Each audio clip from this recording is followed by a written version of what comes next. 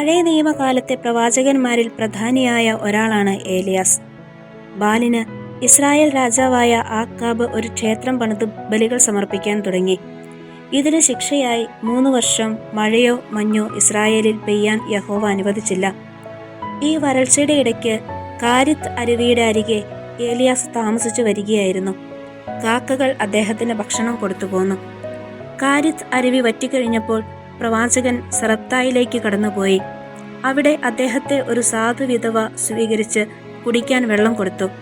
പ്രവാചകൻ അവളോട് ഒരപ്പം ചോദിച്ചു.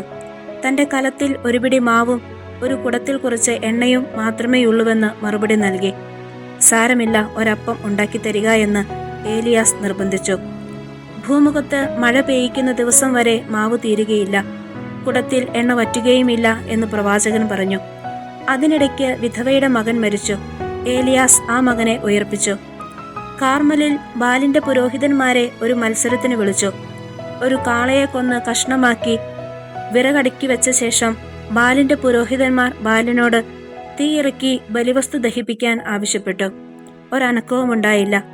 പിന്നീട് ഏലിയാസ് ഒരു ബലിപീഠം നിർമ്മിച്ച് വിറകടുക്കുകയും കാളയെ കഷ്ണമാക്കി മുറിച്ച് വിറകിൽ വയ്ക്കുകയും 3-4 പ്രാവശ്യം 4 കുടം വെള്ളം വിറകിന്മേലും ഹോമദ്രവ്യത്തിന്മേലും ഒഴിക്കുകയും ചെയ്തു.